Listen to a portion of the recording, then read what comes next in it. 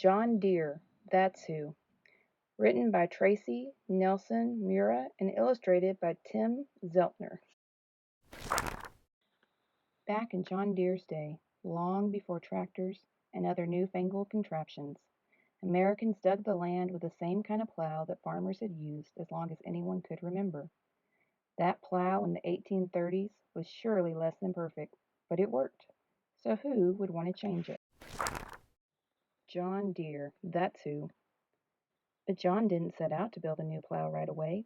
He was just another young blacksmith from Vermont. A hard-working one, mind you. His fine skills earned him buckets of praise.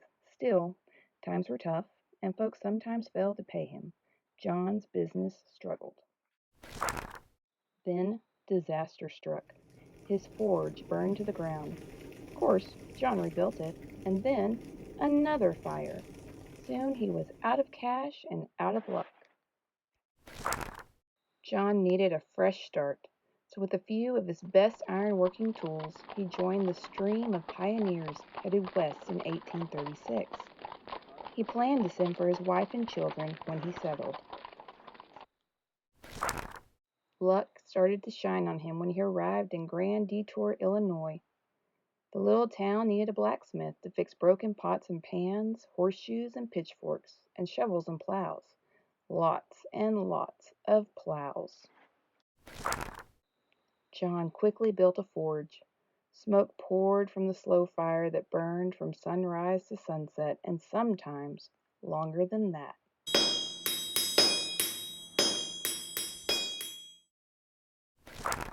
That man was a workhorse, hammering red-hot iron to repair tools so they were good as new, even better than new.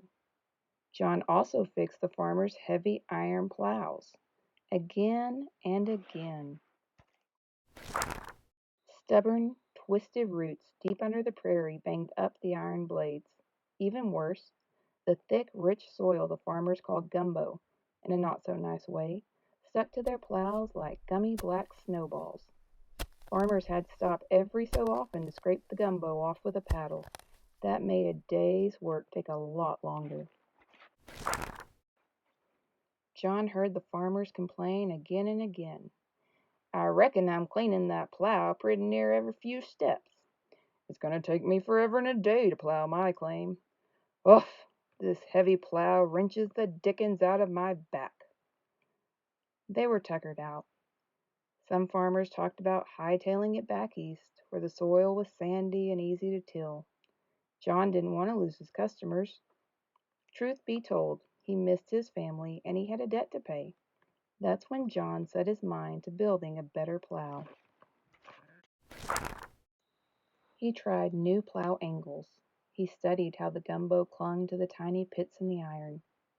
It's a fair guess that John already knew of other plow designs that called for lightweight steel rather than heavy iron, but steel was rare that far west and too pricey. Then one day at the sawmill in 1837, John found a broken steel saw blade that he could take back to his smithy. There, John chiseled off the saw's teeth and cut the steel into the shape of a plow's blade. He curved it over a log so it would shrug off soil. Then he polished the steel as shiny as his mother's sewing needles. Those needles could slip through calico like a hot knife through butter. Maybe a shiny plow would slice through gumbo. The town's families gathered at a local farmer's field to watch John test his gleaming self-polisher. They didn't expect much, but who amazed them all? John Deere, that's who. Stories of the day claimed he dug 12 rows, neat as you please. Many farmers were still leery. John built several plows for farmers to try in their own fields. Test after test, John's smooth steel plow cut so quickly and easily, it truly hummed down the rows. In time, customers began asking for Mr. Deere's singing plow. You can bet John was happy to send for his family in 1838 and mighty relieved to settle his debt 5 years later. In another 5 years, the entire Deere family moved to Moline, Illinois. John wanted his company closer to the Mississippi River. for better water power and easier deliveries. All the while, John kept tinkering with the plow design to keep his customers happy. Under his leadership, John's company sold tens of thousands of singing plows and other horse-drawn equipment. Farmers plowed the prairie soil faster than ever. They planted more than enough food for their families, selling the extra crops. Farming grew into a business, and the prairie's fields of grain became known as America's breadbasket. So who changed the plow for America's farmers?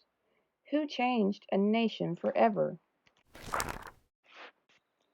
John Deere. That's who.